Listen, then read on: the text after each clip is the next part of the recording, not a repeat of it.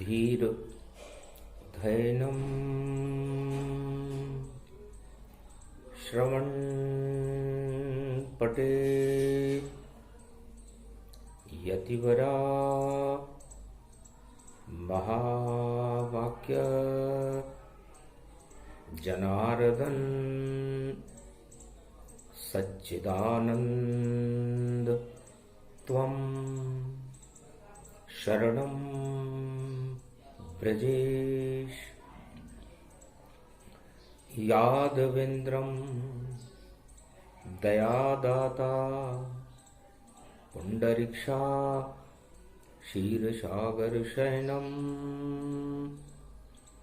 कमलनयनं नमस्तुते नमामि श्रीहरि।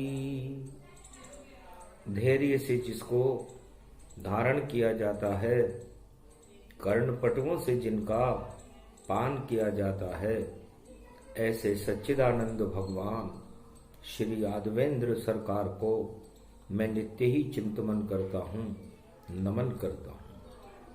जिनको नमन करने से मंगलादि मंगल तो हो ही जाते हैं, साथ ही में बहुत बड़ा बल मिलता है मनुष्य। वाणी ब्रह्माणी करो, वाणी पर नितवास, राम कथा वर्णन करूं पूर्ण कर्मा आस।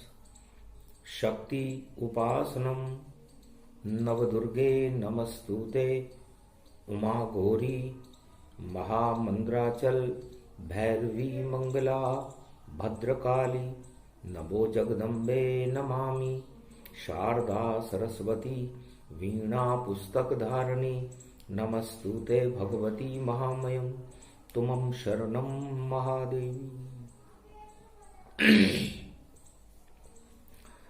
शुभ शुभ होय प्रभात भवानी, फाल्गुन मास तृतीया में जानी। ये 19 फरवरी जानो, और कलयुग को इसमें मानो। ईर्षा कपट छल पाखंड सब कलयुग में होय।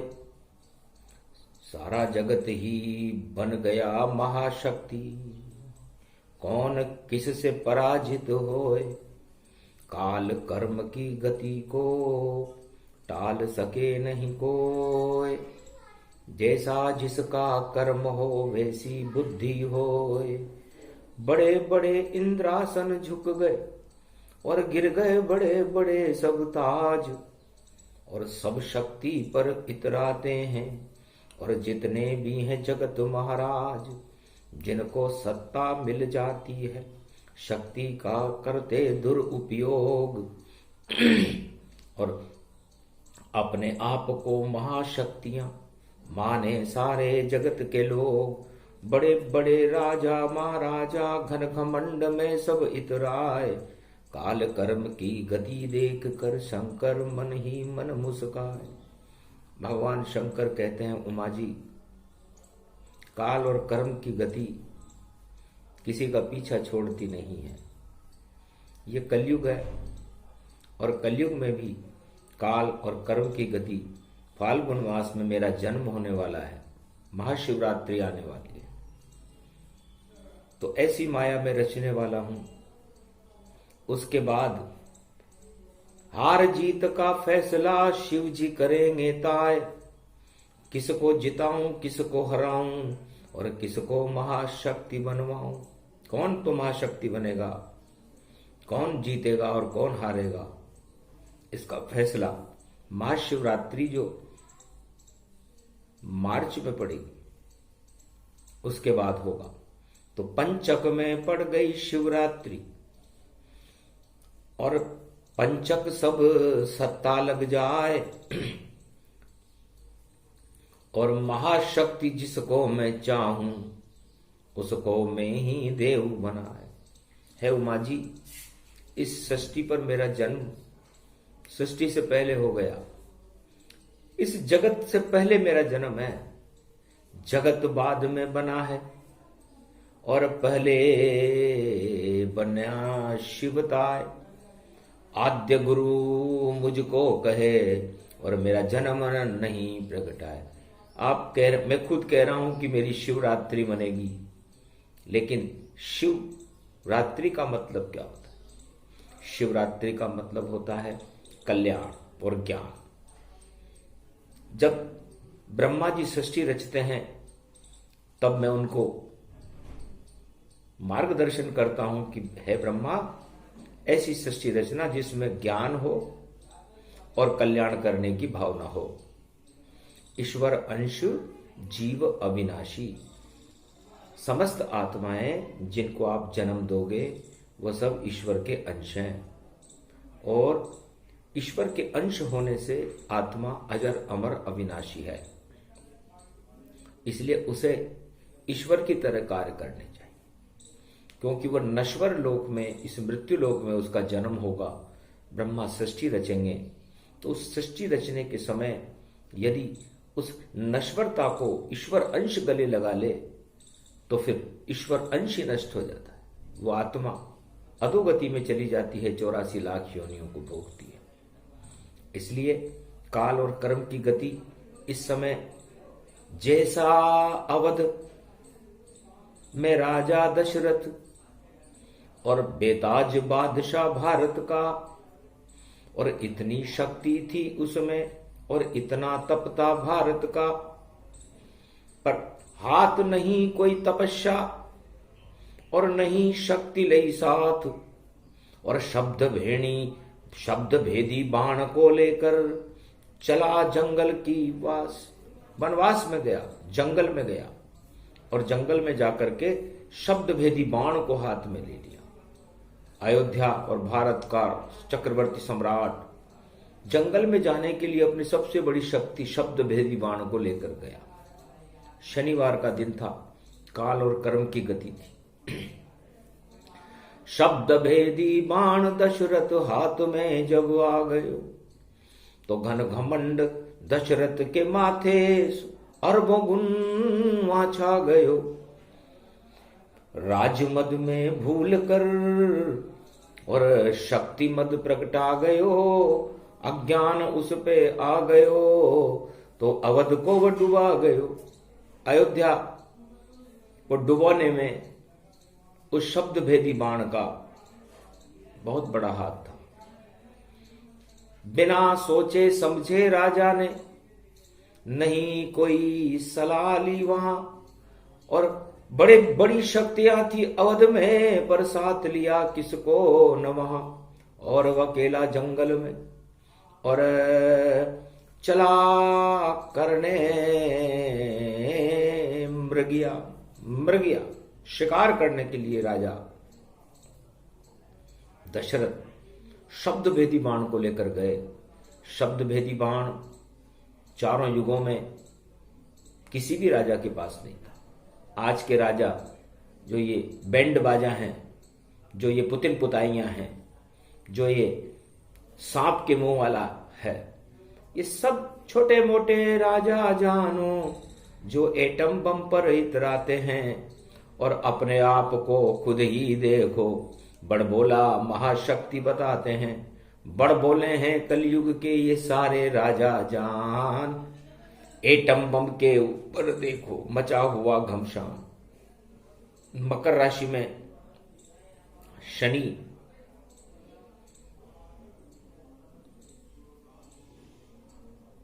अरे धूमधाम मचा देता है जब आता है मकर में शनि। और देखो सब शक्तियों की दिमाग की हिल जाती है चूलें सभी।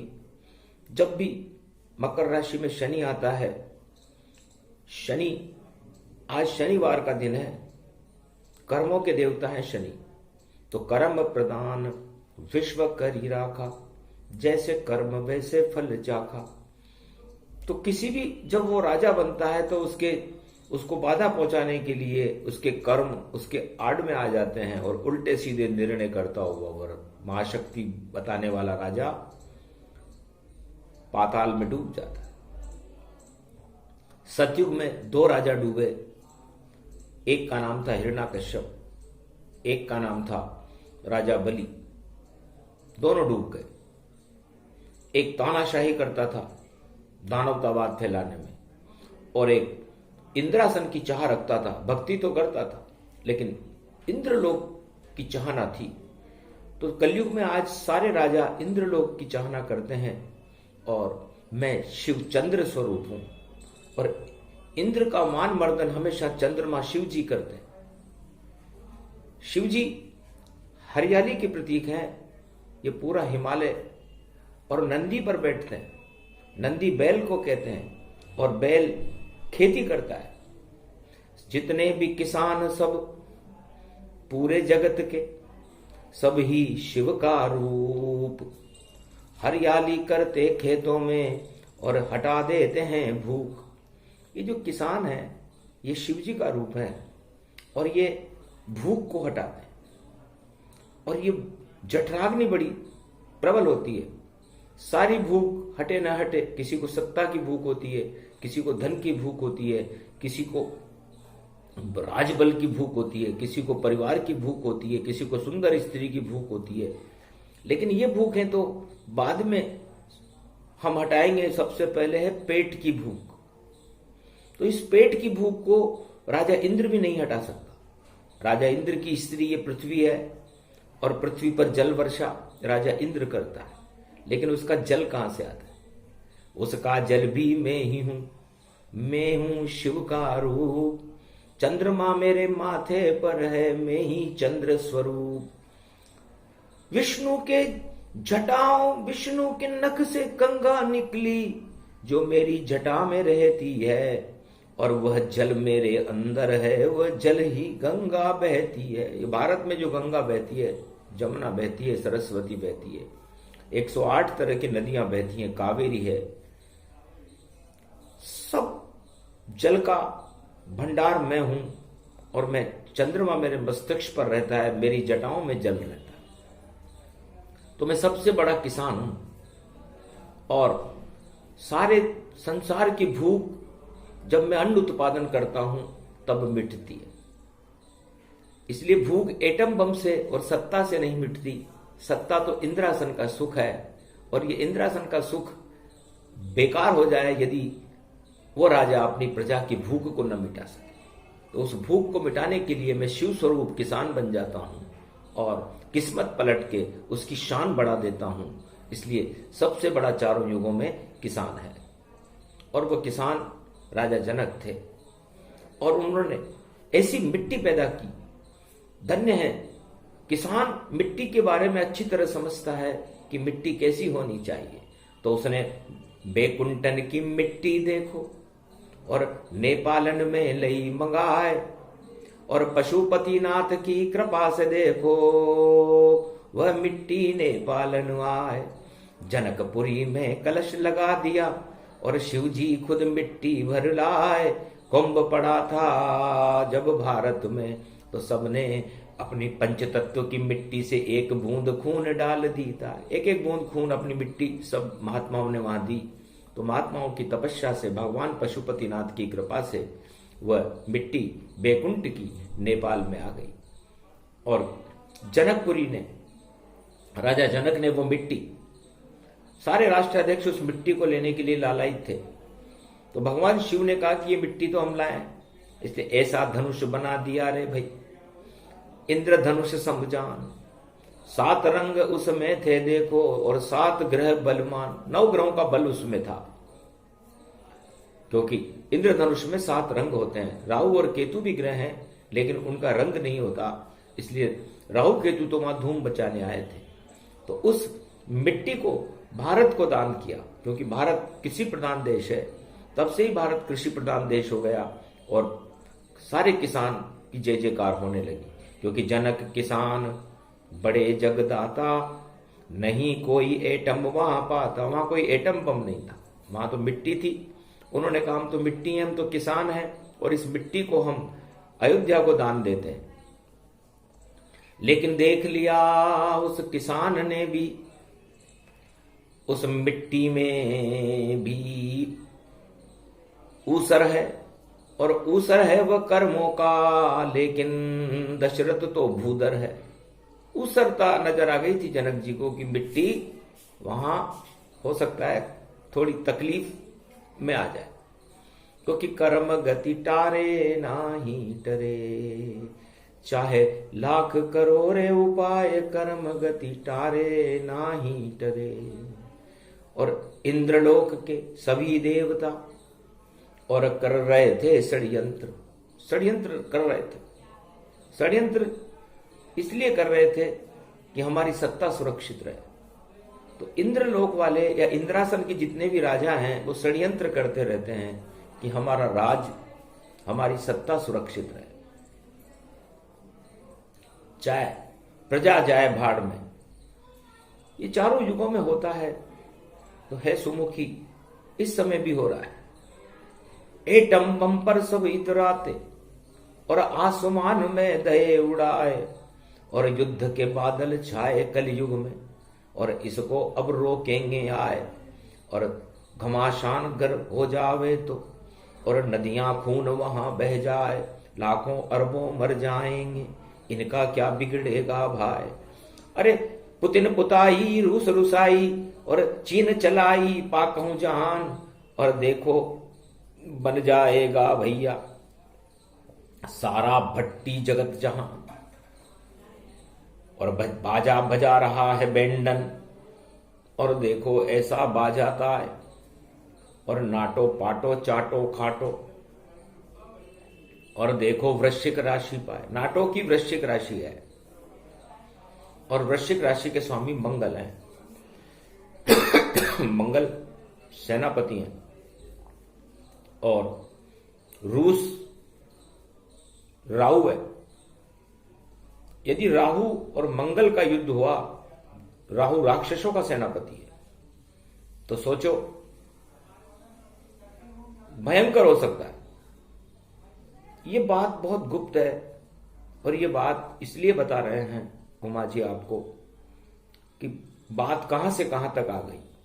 सतयुग से त्रेता और द्वापर में होते हुए, द्वापर में भी इंद्र का मान मर्दन चंद्र ने किया था, भगवान कृष्ण ने राजा इंद्र का मान मर्दन किया था। तो ये जितने भी इंद्र हैं उनका मान मर्दन करने के लिए चंद्रमा को आना पड़ता है। और कलयुग में भी इंद्रासन और चंद्रासन की लड़ाई हो रही है। इसका परिणाम तो शिवरात्रि के बाद आएगा कि इंद्र विजेता बना या चंद्र। तो लगता है मुझे विजेता चंद्र बनेगा, इंद्र की हार होगी। और चले त्रेता की ओर, अब शब्द भेदी बाण जानो, व्याख्या अब सुन लीजिए। यदि कोई भी आवाज राष्ट्राध्यक्ष उस राजा को सुनाई दे और उसे लगे कि देश पर खतरा है, तब वह अपने मंत्रिमंडल के परामर्श से, अपने सेनाध्यक्षों के परामर्श से, गुरु वशिष्ठ के परामर्श से उस शब्द भेदी बाण को आज्ञा प्राप्त करके चलाने का अधिकार उस राजा के पास सुरक्षित था। लेकिन राजा मन मतंग था, दशरथ अवध महाराज, और आई एक आवाज तो छोड़ा वहां पर बाण। बिना किसी बात के, जो आज जैसे हो रहा है, बिना किसी बात की लड़ाई यही है, अहमता की लड़ाई है, कि राहु और मंगल की लड़ाई है कि हम एटम चला के दिखा देंगे। राजा दशरथ ने भी यही किया, बिना किसी की सलाह के, बिना कुछ सोचे समझे एक शब्द भेदी बाण अज्ञात दिशा में चला दिया। एक बालक के जा लगा और बालक मृत्यु पाए। श्रवण कुमार उसका नाम था, और स्वर्गधाम पठाए, स्वर्गधाम को चला गया शब्द भेदी बाण से। उस राजा की, दशरथ की गलती से, चक्रवर्ती सम्राट की गलती से एक बालक मारा गया, निर्दोष बालक मारा गया। अयोध्या का कर्म बन गया, श्राप लगा। राजा को लगा वो श्राप वहां, जब माता पिता को पता लगा। एक अंधे अंधी योगी थे, और देखो अवध में पाप बना, दिया श्राप उस राजा दशरथ को। पुत्र मोह में पाए, तेरी मृत्यु होएगी और पुत्र मोह में जाए। तो ये श्राप एक अंधा और अंधी योगी और योगिन ने दिया था, और वह श्राप कर्म बन गया और दशरथ के पुण्य समाप्त हो गए। सारी अयोध्या अनाथ हो गई। राज तिलक का मुहूर्त तक टल गया। लोग कैकेयी को दोष देते हैं, लोग मंथरा को दोष देते हैं, लोग शनि को दोष देते हैं। दोष किसी का नहीं, दोष केवल श्राप का। वो श्राप पाप वहां बन गया। निर्दोष की जब गई जान तो राज ताज ही हट गया। तो इतने हट गए राज ताज, कोई फिर राज कभी नहीं आए। दशरथ का भी हट गया और राम गए वनवास, और भरत का भी हटा। जबकि तिलक भरत के होए, नंदीग्राम में राज पावड़ी, और भरत कर रहे तो इतना श्राप उस राजगद्दी को लगा, एक गलती से लगा।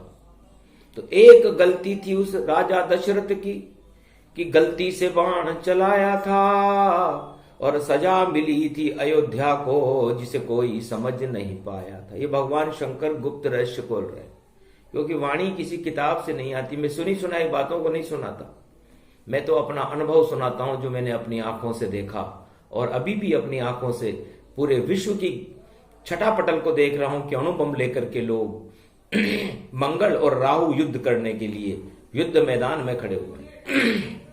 इसका परिणाम अच्छा नहीं होगा, क्योंकि शिव जी इसका निर्णय लेंगे। परिणाम तो 10 मार्च के बाद आएगा। तब तक घोर घटा घमशान जगत में छाती जाती जाती है, और शिवरात्रि के हाथ में निर्णय और शिव जी शक्ति बताती है। तो राज ताज सब पलट गए रे, और अयोध्या को एक श्राप लगा, एक योगी का श्राप लगा। तो राजा दशरथ स्वर्ग चला। राजा दशरथ स्वर्ग को चले गए, पुत्र मोह में मरना पड़ा था। जबकि यदि ये भी मेरी ही कला थी, क्योंकि शनि बन गया श्राप वहां पर। अरे शनि बना रहे हथियार, और मंगल वहां पर आ गए, और सब कुछ हुआ बेकार। तो मंगल और शनि की चाल से राजा दशरथ के दिमाग पर जब शनि चढ़ा और हथियार रूपी मंगल चढ़ा, तो मंगल और शनि ने वहां पर सारी अयोध्या का भाग्य ही पलट दिया। और त्रिलोकाधिपति मर्यादा पुरुषोत्तम राम, जो नारायण का स्वरूप है, उनको वनवास में जाना पड़ा, उनका राज तिलक टल गया। ऐसा हर युग में होता है, राज तिलक टलेगा। इसलिए रहो, सतर्क रहो, सब सावधान हमें रहना है, और हरि की भक्ति सब करते रहो, तो फिर देखो किस्मत का क्या कहना है। तो विधवा हो गई तीनों रानियां, और जिनके पुत्र राम लखन भरत शत्रुघ्न कहलाए, ऐसा कर्म दोष बन गया उस योगी का, जिसने श्राप दिया अवध के माए।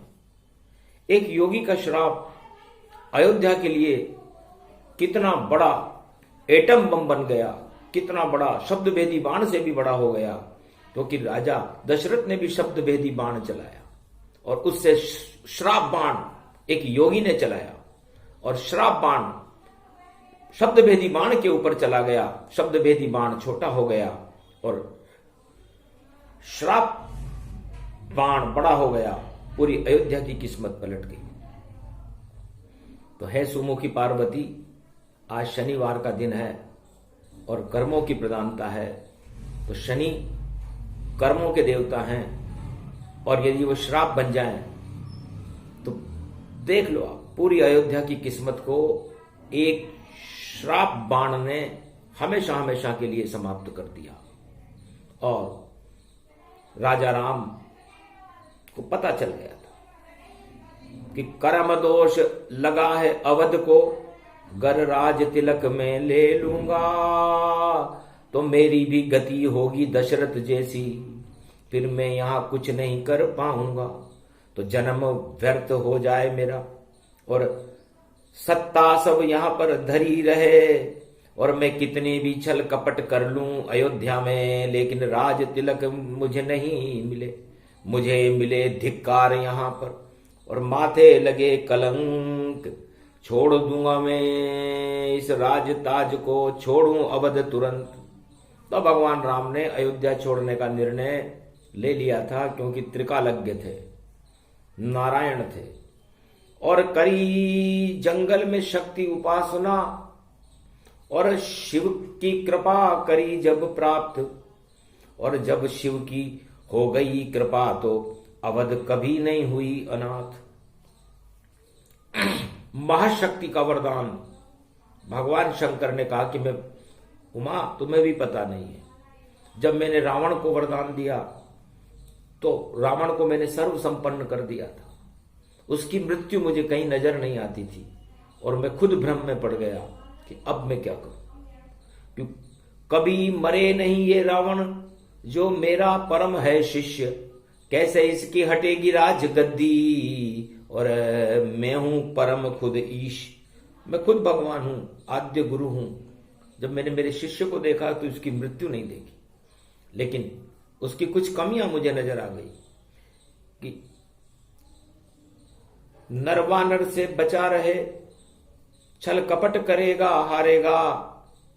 अगर इन 4 बातों से बचा रहे तो रावण तुझे कोई नहीं मारेगा। 4 कमियां थी उस रावण में। ये छल और कपट का त्याग कर दे और नरवानर से बचा रहे, इनकी आराधना करे तो इस मेरे परम शिष्य को कोई मार नहीं सकता। लेकिन मुझे लगा कि ये तो एक बड़ी शक्ति बन गया मृत्यु लोक में, और ये शक्ति दानवता की शक्ति है। तो अब क्या करें, मुझे तो मानवता की शक्ति चाहिए थी।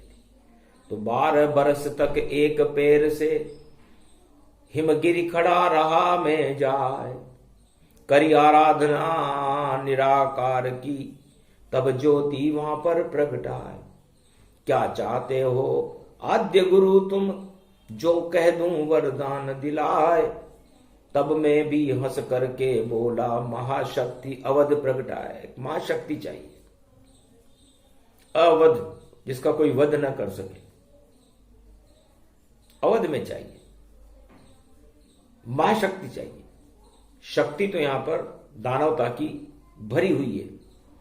तब कहा तथास्तु निराकार ने, नारायण के स्वरूप, जाओ अवध में जन्मेंगे, नारायण बन के राम का रूप जाओ। और ये महाशक्ति अविजित रहेगी। तो तब जाकर के टला श्राप और महाशक्ति प्रगटी अवध में राम। और भगवान शिव ने करी तपस्या, तब जाकर के प्रगटे राम। कश्यप अदिति ने भी तपस्या करके राम को बुलाया था, लेकिन गलती कर गए, कर्म दोष लग गया उनके।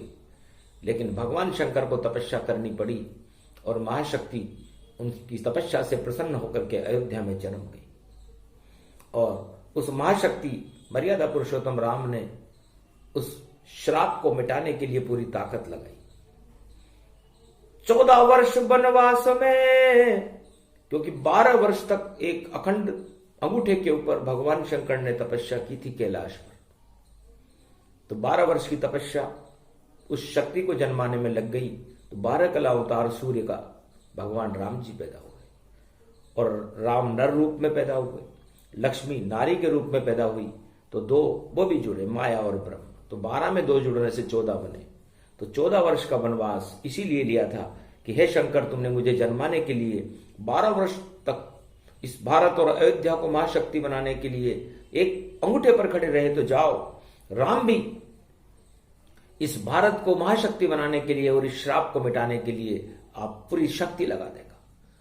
तो लक्ष्मण भाई भी चला और चली जानकी मात, राम भी चले जंगल को। ऐसे 14 वर्ष वनवास, ऐसे 14 वर्ष का वनवास हुआ था। और उस श्राप को मिटाने की पूरी कोशिश जो एक योगी, अंधे योगी ने दिया था अयोध्या को, क्योंकि योगी अंधे जरूर हो सकते हैं लेकिन उनके अंदर ज्ञान होता है। तो श्राप भेदी बाण चलाया उन्होंने, और वह श्राप आज भी अयोध्या को लगा हुआ है, हटा नहीं है। क्योंकि श्राप दशरथ को नहीं, सत्ता को था। जो भी उस सत्ता पर बैठेगा उसको वो श्राप भोगना पड़ेगा। इस कारण राम जी ने भी देखो कठिन तपस्या कीन, 14 वर्ष जंगल गए, फिर भी श्राप हटे नहीं मीन। श्राप फिर भी नहीं हटा। तब वापस आए राम जी, देखा सिंहासन की ओर, श्राप सामने खड़ा था और अश्रुपात गए वो। राम जी की आंखों में से अश्रुपात होने लगा। श्राप खड़ा हुआ है। राजगद्दी पर मैं बैठ भी गया, इस अयोध्या की राजगद्दी पर, तो अयोध्या का राज तिलक फिर भी हटेगा। तब करी घोषणा रक्षाबंधन, पूजो घर घर ताए।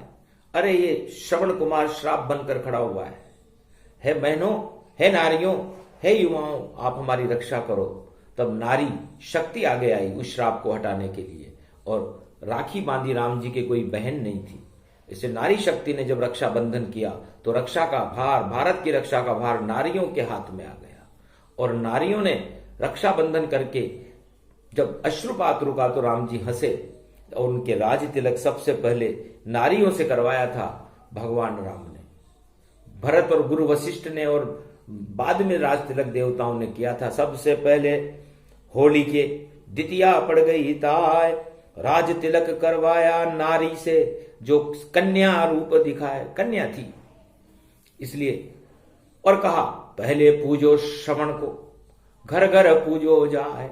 रक्षाबंधन महापर्व है, पूजो श्रवण सहाय। अरे भाई ये कर्म श्रवण है, इस श्रवण को मेरे पिताजी ने मार दिया, अनजाने में मारा, उसका दोष इतना लगता है। तो कोई भी राजा यदि किसी को अनजाने में मार दे और अपनी अकड़ न हटाए तो फिर उसका परिणाम बहुत अशुभ होता है, और ये परिणाम झेलने के लिए उन राजाओं को तैयार रहना चाहिए। इसलिए राम जी आज तक श्रवण कुमार की पूजा भारत में होती है, और वह श्राप उस भारत की राजगद्दी का इस तरह हटता है। और ये श्राप 1 वर्ष तक, जब उसके माता पिता वो योगी अर्धा और अर्ध नाम की स्त्री थी जो महापुरुष थे, वो देखते हैं कि धन्य है ये राजा जो हमारे आज भी भारत में श्रवण कुमार की पूजा होती है। रक्षाबंधन से श्रवण कुमार का कोई लेना देना नहीं, लेकिन श्रवण पूजा जब तक चले इस भारत के माए, तब तक राजगद्दी को कोई खतरा नहीं। और बोले शिव मुस्कान।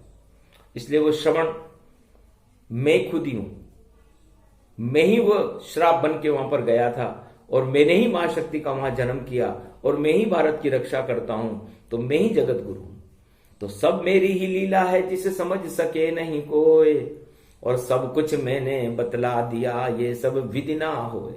तो विधि के संयोग से इतनी इतनी बातें हो जाती हैं, और ये सब बातें मैं जानता हूं, मेरे अलावा है उमा। इस संसार में किसी पुस्तक में भी लिखी हुई नहीं है ये बातें, और पुस्तक में लिखी हुई बातें वाणी कभी नहीं पढ़ती, क्योंकि वाणी तो भगवान शिव की मुखारबिंद से झरती है। इसलिए सत्य सत्य सब कह दिया, एक असत्य है नाय। अरे राम राम जपते रहो तो मंगल भारत पाए। इसलिए ये पूरी कथा कर्म दोष की कथा है। इसको सुनने से भारत और भारत की प्रजा के कर्म दोष हटेंगे, और जब कर्म दोष हटेंगे तो भारत और अयोध्या अनाथ नहीं होगी, राम उनके साथ रहेंगे। राम सत्य के साथ रहता है, छल कपट पाखंड और सत्ता के साथ राम जी कभी नहीं रहे। इसलिए मर्यादा पुरुषोत्तम राम की जय हो, जिन्होंने भारत की रक्षा के लिए 14 वर्ष तक सत्ता छोड़कर वन में जाना स्वीकार किया। ऐसे राजा भारत में पैदा हों जो सत्ता छोड़ करके भगवान भारत की रक्षा करने के लिए, भगवान की शक्ति को प्राप्त करने के लिए वन गमन कर जाएं, और एटम पावर और इन शक्तियों का विनाश ये राम शक्ति ही करती है। पूरी लंका और विध्वंस करके राम जी ने भारत में राम राज्य की स्थापना कर दी थी।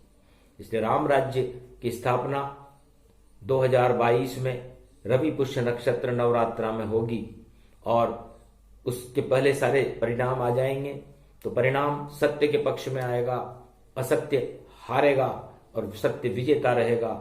इसलिए सत्य मर्यादा पुरुषोत्तम राम और सत्यनारायण भगवान की जय हो। ये प्रसंग जो भी सुने कर्म दोष हट जाए, पाप दोष और सर्व दोष, और सबसे मुक्ति पाए।